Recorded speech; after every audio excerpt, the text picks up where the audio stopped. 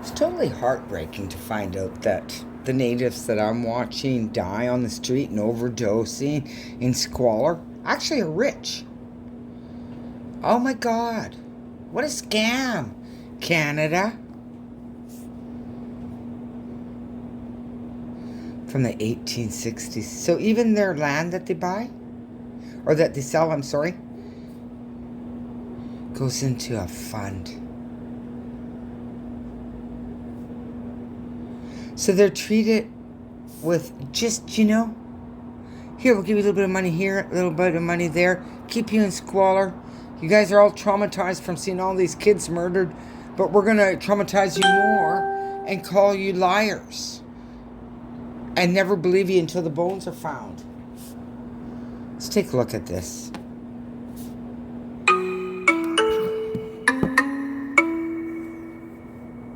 From the 1700s. Oops. Sorry.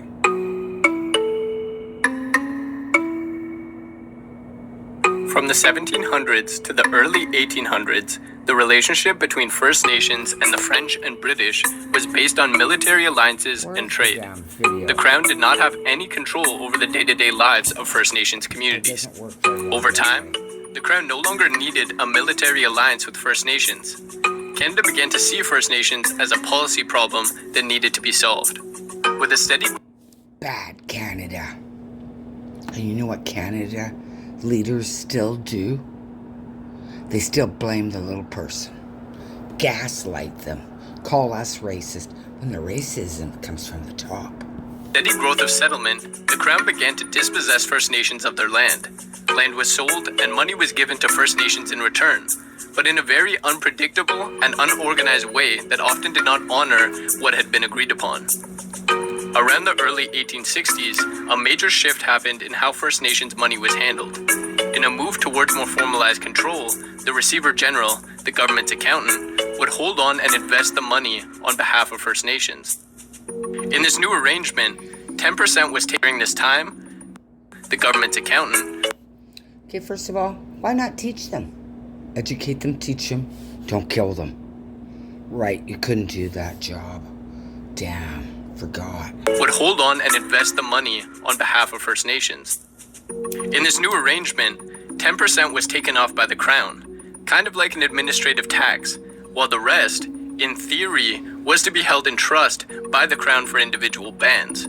During this time, dozens of funds were created and combined into the Indian Trust Fund. A few years later, Britain stopped providing funding for Indian affairs. Canada's solution for dealing with this new responsibility?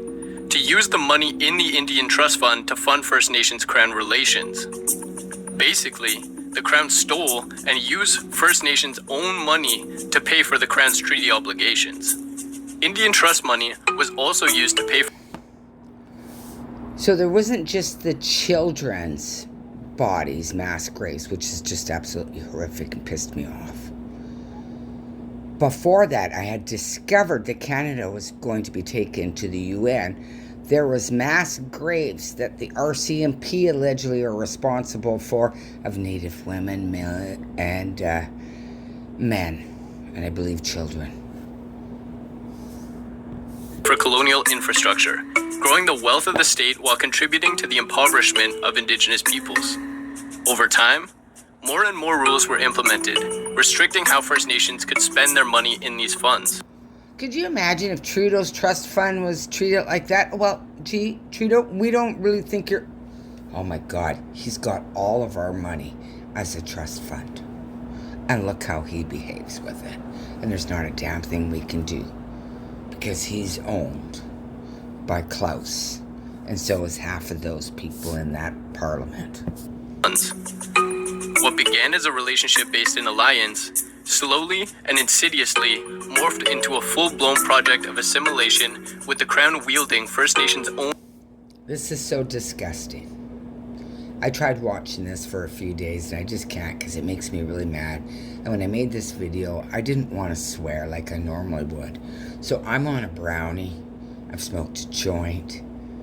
I'm talking really low because I'm really angry.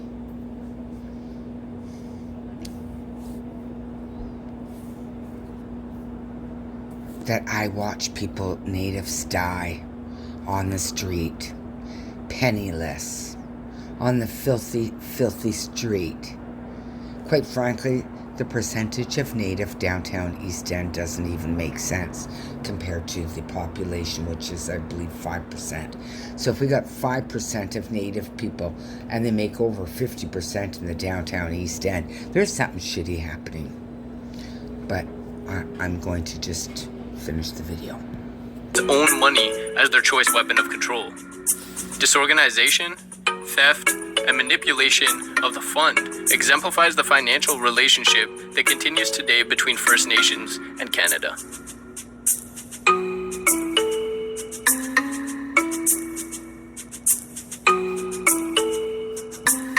That is fucking evil.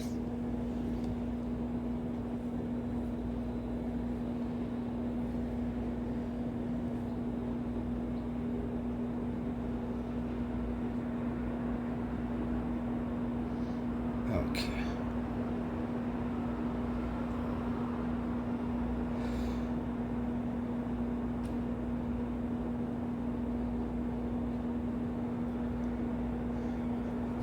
Sounds like a political fund instead, you know?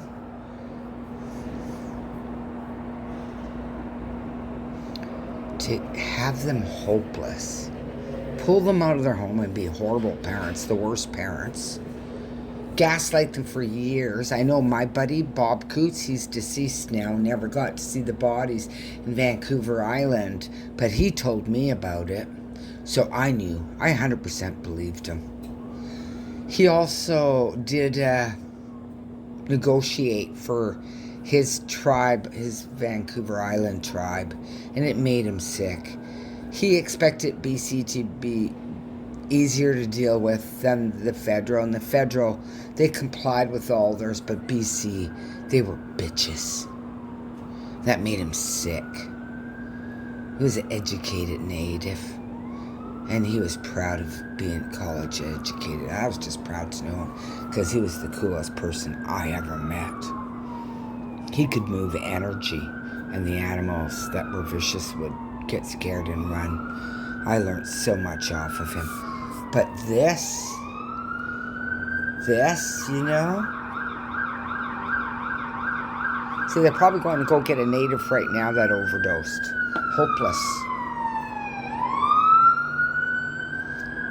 I lived in Janice Abbott's building, and they had children in there. It was just a disgusting shit show.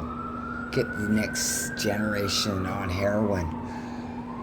Keep the needles at a level that children can see. It was just awful. And a native woman committed suicide, and she hung for over 10 days. Over 10 days, and they were breaking into my apartment, Janice Abbott, at Sorella House. See if I've overdosed on marijuana. One day one was going to inject me with overdose drugs while I was smoking a joint in my apartment. Broke in. I threw everything that was on my table. Unfortunately, it was clean. There wasn't much. She would have killed me. I don't do hard drugs. If I did hard drugs, do you think I'd be so cranky? I shouldn't even have asked that. They're cranky out there. I'd be crankier. Yeah, thank God I'm not on hard drugs. But this is evil. This is just evil. I met one native girl down here, and I've never seen her. I only met her once. She was a young, pretty native girl. And I was in a homeless shelter, smoking my face off, doing a little bit of magic mushrooms for my depression, just little tiny bits. My buddy made chocolate ones. They were really great. And she was doing hard drugs. And I'm like, well, why are you doing hard drugs? What? And also I was volunteering to get people off at Cannabis Substitution Project and give them cannabis, and I was doing that at the time, and I asked her, why don't you get on the cannabis? I'll never forget. She goes, I live down here. Look where I have to live. And I didn't tell her I was in a homeless shelter and I had to live down there too. You know, I just didn't even, couldn't say anything. What could I say? You know, at least I didn't have to live down here until after 52. She was still in her 20s. So basically, she's rich. They're all rich that they're dying on the street. I did uncover something while studying the occult. They've been doing it for centuries, actually thousands of years. Now they're doing it to all of us. But this shit pisses people off. Fucking pisses me off. Pisses me off that I see them on the streets out my window right now. And they're rich.